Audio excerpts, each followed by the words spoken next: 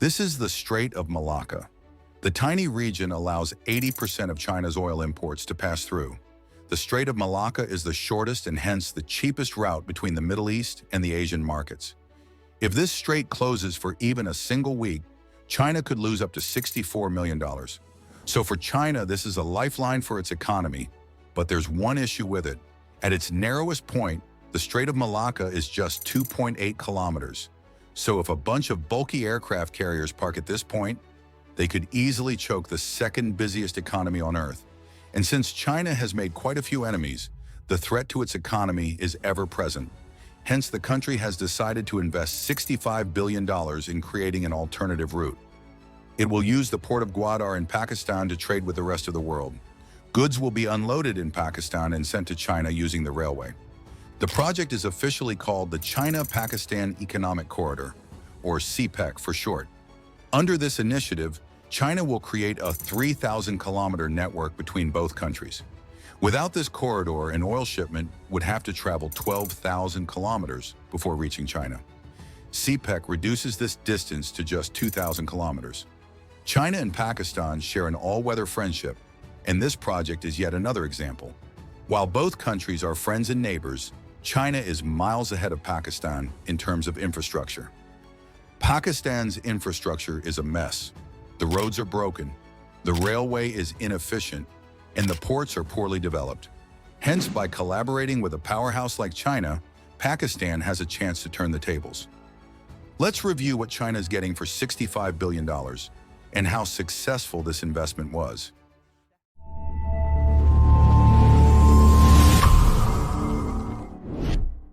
The Port of Gwadar is the star of this project. Its connection to the Arabian Sea allows easy access to Europe, the Middle East, and the rest of the world. Gwadar gained strategic importance after the Cargo War when Pakistan recognized the need for a military port.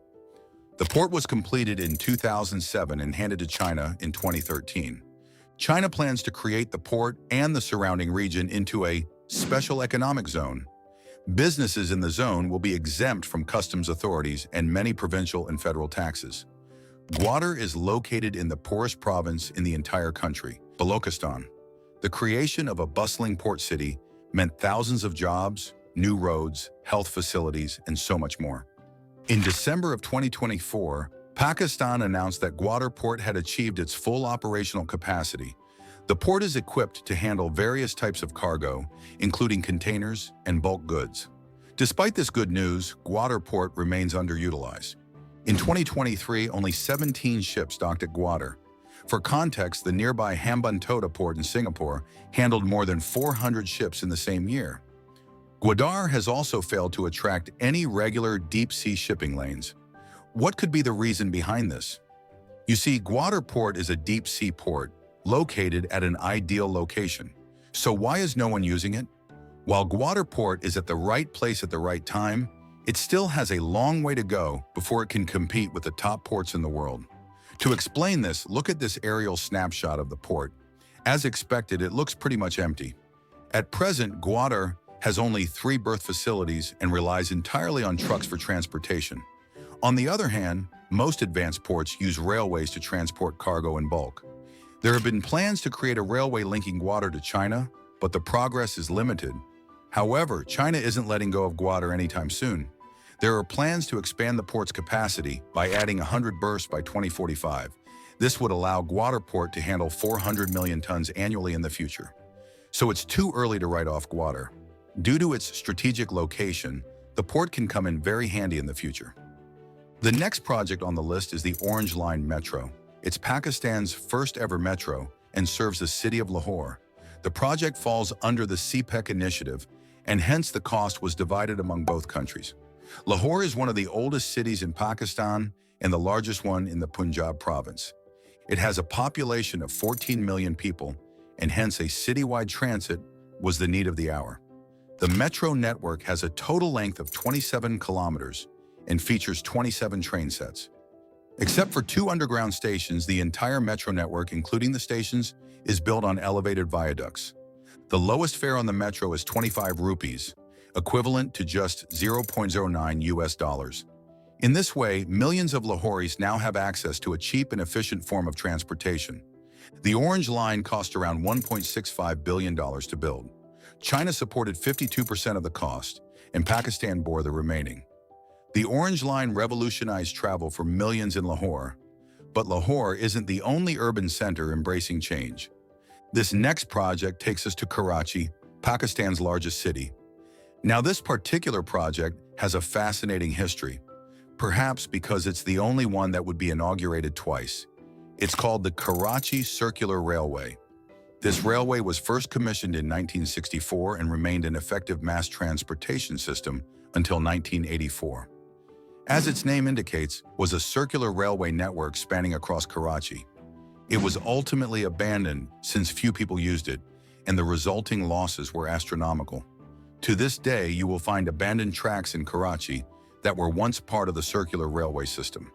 When the CPEC was signed, the KCR was revived once again. The KCR is important for a few reasons. Karachi has a population of 20 million, so even on a normal day, the roads look like this.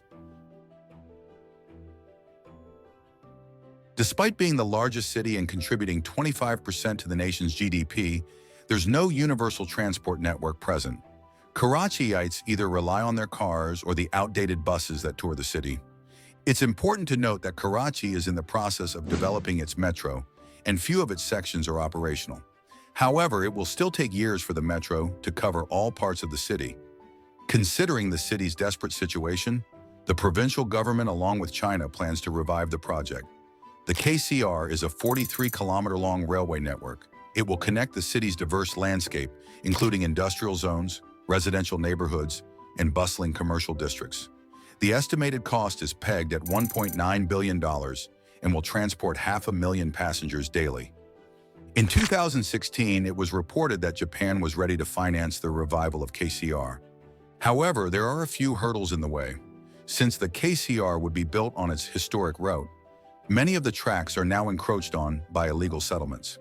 A key priority is rehabilitating those to make way for the train. The project also has to be built on an elevated platform, since most of Karachi is too crowded on the ground.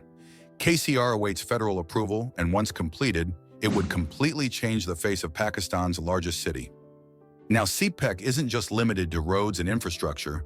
China is also heavily investing in Pakistan's energy sector. CPEC's website shows that China is overseeing 21 power projects in the country, costing a total of $33 billion. This investment is critical since Pakistan suffers from an energy crisis. Some parts of the country would suffer 6 to 7 hours of blackouts, while industries would have to rely on electricity generators to meet their needs. Without a stable energy supply, many CPEC projects can't operate. So to bridge this gap, the government has launched several energy power plants. One of the earliest and most significant ones is the Sahiwal coal plant.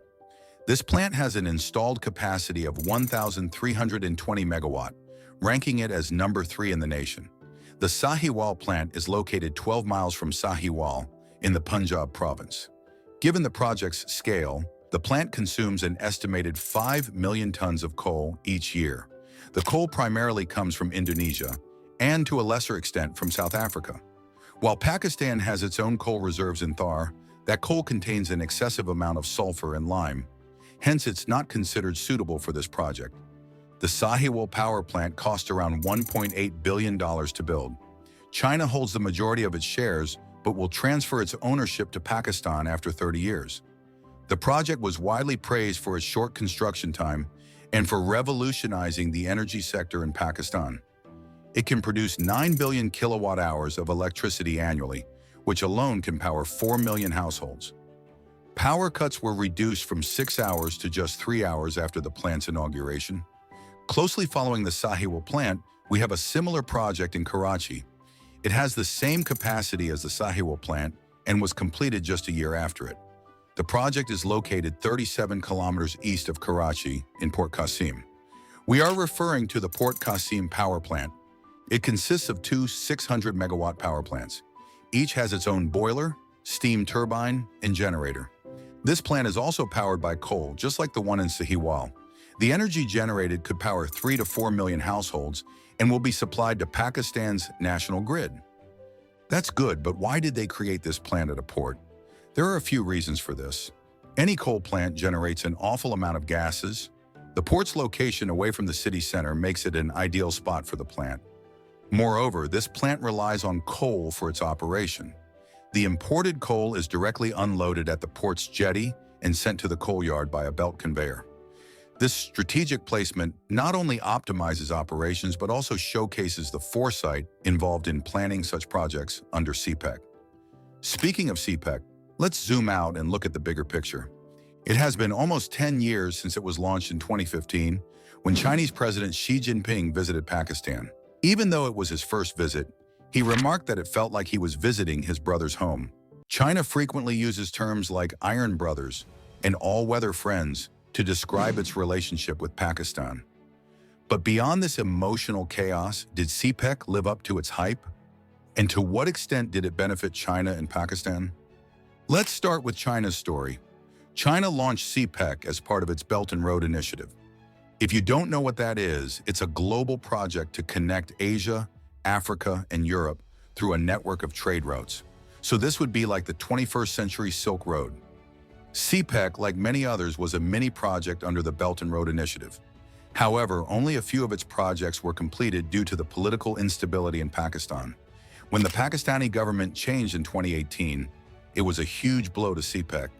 The country's new Prime Minister, Imran Khan, was highly critical of the project. He believed that CPEC gave China an unfair advantage over Pakistan. Under his leadership, only 3 CPEC projects were completed in Gwadar. The security issues in Balochistan also slowed down progress further. In the past years, there have been a series of attacks against Chinese nationals and their projects. In 2018, Baloch rebels claimed an assault on the Chinese consulate in Karachi. This made China's presence in Pakistan utterly challenging. Unless the security issues aren't resolved, it's hard for most projects to go forward. So it is safe to say that CPEC wasn't exactly a win-win China or Pakistan might have hoped for. However, Pakistan's current government has a pro-CPEC vision, so it's possible that in the upcoming years, we will see more progress on this front. In the meantime, if you are interested in other Chinese projects, we have a series of videos just for you.